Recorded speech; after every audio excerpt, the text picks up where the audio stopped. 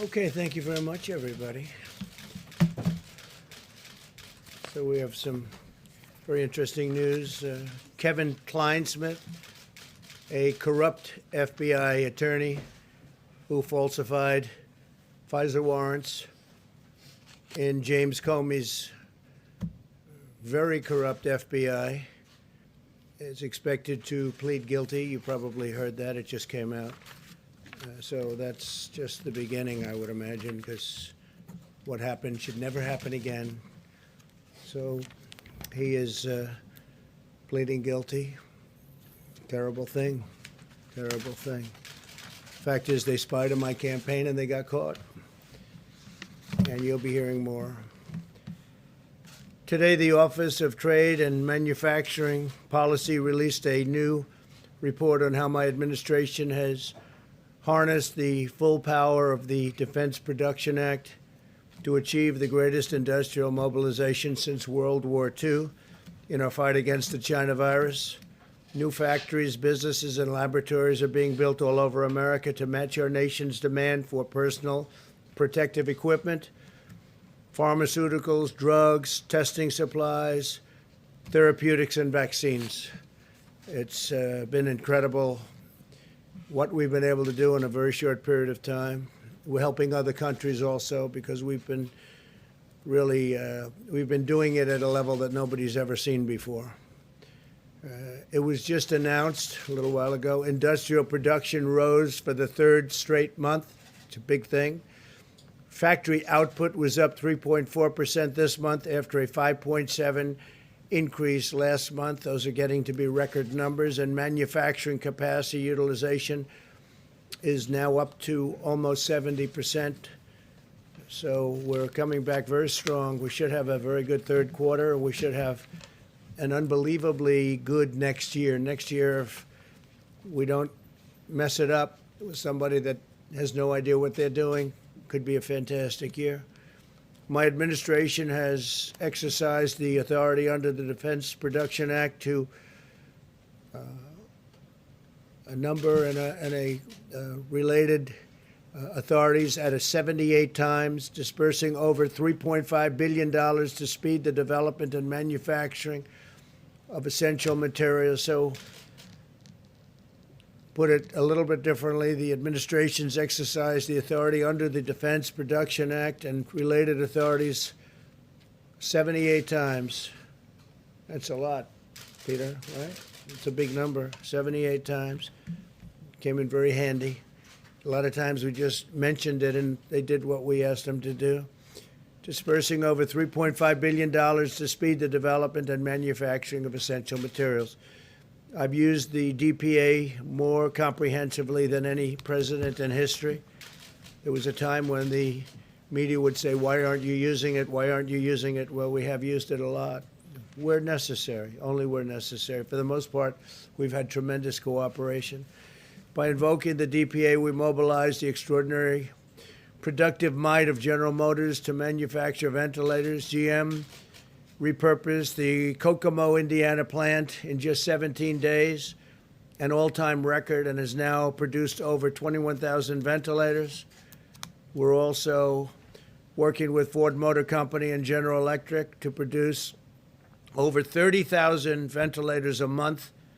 In Michigan, they've done a great job. Our nation is now the king of ventilators. I say that, the king of ventilators. We're sending them all over the world and helping a lot of countries that could never have ventilators. And it's really, I guess, we're looking to produce over 200,000 ventilators by the end of the year. Those are some numbers. So we're helping a lot of countries. In April, I directed 3M to increase its manufacturing of N95 masks. By May, they had increased production by over 1 million masks a day. Think of that. They increased production of masks by over 1 million a day. 3M is now manufacturing an additional 39 million masks a month. We also worked with Honeywell to open factories in Arizona and Rhode Island. They're now producing over 20 million masks a month. By the end of the year, domestic U.S. manufacturing will have produced over 1 billion N95 respirators. And all of them are made right here in the USA. That's a big difference from the past. Overall, we've increased N95 mass production by 400 million masks a year. Now, the media might say, why not 500? Why not 600? Nobody's seen numbers like this ever. We delivered more than $75 million in support to Puritan Medical in Maine. I was up there. As you remember, we had a tremendous visit and tremendous throngs of people along the roads on the way to Puritan Medical. Puritans doubled their production of testing swabs from 20 million to 40 million per month. They're doing a fantastic job. And so is Maine. I've also used the DPA to fight price gouging and hoarding.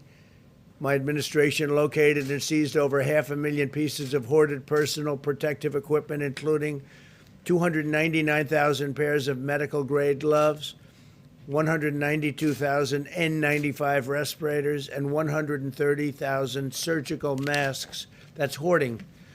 My administration's decisive actions have yielded truly incredible results. People have done an incredible job.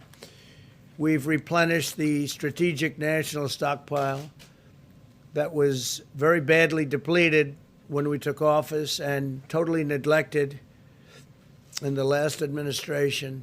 Since the start of the pandemic, we have tripled the number of N95 masks on hand to over 40 million, tripled the number of gowns to over 15 million, and quadrupled the number of ventilators to 69,000. By September, the strategic national stockpile inventory is on track to contain over 300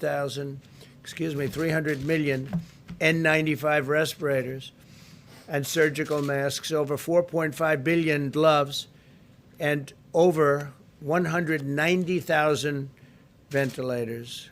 It's far more than we've ever done before. It's not even close. As we talk about the economy, we continue to restore America's industrial might. We're bringing more jobs to the USA. We understand that the economic health is critical, very critical to public health. We'll be discussing next week some of the outstanding numbers we have compared to any other country. There is no country even close when you look at what we've done compared to them on the from the standpoint of the economy. And also even during the period of the China virus. In the last 3 months, we've added an average of 100,000 jobs every single day. We've also added over 620,000 manufacturing jobs in the past 3 months. That's despite people saying you can't do manufacturing jobs anymore. You need a magic wand, they said, but they were wrong. Weekly jobless claims just fell below 1 million for the first time in a long time. I'm pleased to announce that as part of Operation Warp Speed, the federal government will be partnering with McKesson Corporation, great company, which is a major medical supplier, to rapidly distribute a China virus vaccine as soon as one is approved, fully approved. They're in stage 3 trials. We have many of them going along different passes, also many different companies doing them. Very, very incredible companies. We currently have 3 candidates in phase 3 clinical trials and are on pace to have more than 100 million doses of a vaccine ready before the end of the year, and 500 million doses very shortly thereafter. And we're ready logistically to distribute them. Our military is ready. We have a great general who's in charge. That's what he does, is he distributes things. Usually it's people and weapons, tanks, but in this case it's a vaccine or therapeutic, as it may be. We continue to actively monitor the virus, executing our strategy to protect the vulnerable and prevent hospital overcrowding. As of today, hospitalizations continue to be very stable, and we will be watching always very carefully. Remain vigilant. We ask every citizen to practice good hygiene, socially distance, wear a mask when distancing is not possible, and to protect the elderly. Always protect the elderly. So now we'll take a few questions if you'd like. I say, John, please.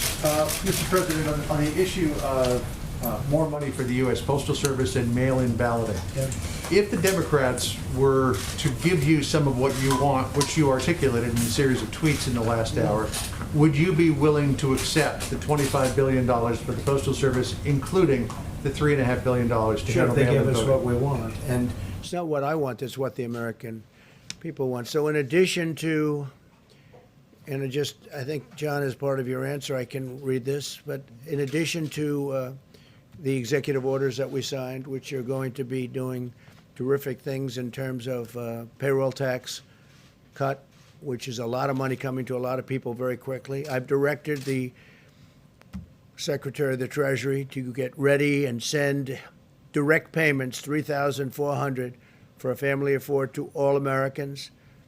Democrats are holding this up. I am ready to have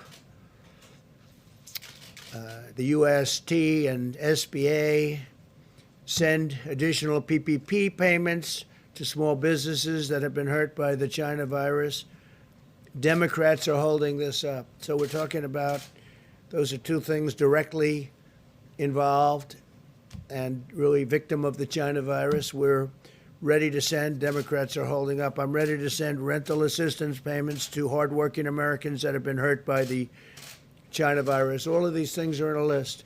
Democrats are holding this up. I'm ready to send $105 billion to the states to help open schools safely with additional PPE, and Democrats are holding this up. So that's $105 billion to the states to help open schools safely with additional PPE. Democrats are holding that up, right? And I'm ready to send more money to states and local governments to save jobs of our great police, our firefighters, our first responders, and teachers.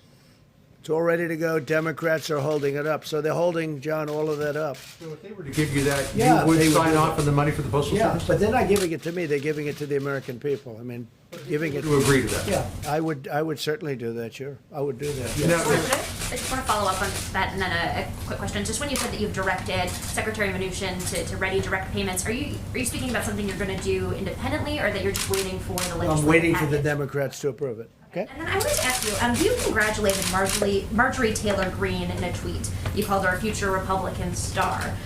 Greene has been a proponent of the QAnon conspiracy theory. She said it's something that would be worth listening to. Do you agree with her on that? Well, she did very well in the election. She won by a lot. She was very popular. She comes from a great state, and she had a tremendous victory. So absolutely, I did congratulate her. Please, go ahead. Specifically on QAnon and Go her ahead, decision please. to embrace that conspiracy theory. Do you agree with her on that? That was the question? Go ahead, please. I just wanted to ask you what ails your brother Robert and how's he doing? Yeah. I have a wonderful brother. We've had a great relationship for a long time, from day one. It's a long time ago. And he's in the hospital right now, and hopefully he'll be all right. But he's having a hard time. I wanted to ask you also really quickly about Putin's invitation to join a video summit with Iran and other world powers. Would you accept that invitation? I haven't been told of it yet. I heard there's something, but I haven't been told of it yet. Thank you, Mr. President. Two questions on vaccines. First, once a vaccine is ready, who should get it first? I will rely on the doctors to tell me that. I would say probably the elderly. I would say nursing homes. A lot of people said, would you take it? I said, I'll take it if they want, or I'll go first or last. I'll do whatever they want me to do. But I would think that the elderly, the people that are most vulnerable to the disease, and we're actually making those lists right now, mostly nursing homes and retirement centers. Yeah. Russia has approved the vaccine. What do you know about the vaccine? Have you spoken to Russian officials about it? We don't know much about it. We hope it works. We do. We hope it works. They've cut off certain trials, and we just feel it's important to go through the process. We have numerous different vaccines that we think are going to work, but we want to go through a system of trials. We're very advanced. We'll be announcing something in the not-too-distant future, also with therapeutics, which I think are very, very important. Yeah, please. Thanks, Mr. President. I had two, one on China and then one on oil. The first one on China. There's a lot of alarm among American companies about your order on WeChat, Apple, Ford. Disney, they're worried because it's such a big communications platform and a payment platform in China that if you ban U.S. businesses from working with them, that they won't be able to sell, iPhones into China or similar markets. Whatever. So you don't mind if Got this. to do what's good in terms of the security of our country. So, We've as Congress been is- very badly let down by China. What's your next question? On oil, the U.S. this week seized 4 Iranian Right. oil tankers going towards Venezuela. Yeah, not Wondering, supposed to do that. yeah, they're going to go to Houston. I'm wondering what you're going to do with that oil and if this is We'll be something. announcing, we have 4 tankers. They're going to Houston, and they're there. They're not supposed to be doing that. Iran's not supposed to be doing that. And so we did. We seized the tankers, and we're moving them and moved to Houston.